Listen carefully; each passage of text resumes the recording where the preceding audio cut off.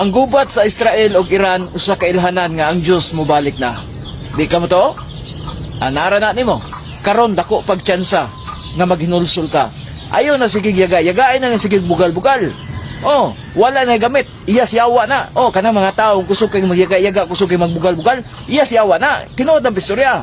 Basta magyaga-yaga gani ka, iya ka siyawa, tinuod na. Ana na, munay tinuod nga pagistorya.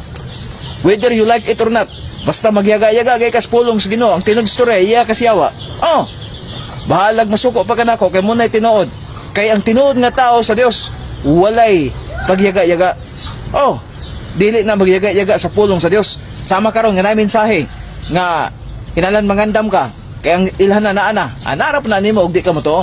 Basta kay akong giingon nimo, mangandam ta karon dili ta magyaga-yaga.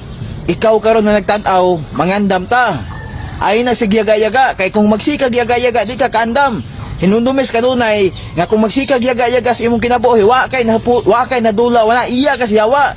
Oh, iya ka siyawa tinud istorya kay kung iya pa kas Ginoo dapat seryoso ka. Wala kay pagyaga-yaga nganong sige makagyagaga.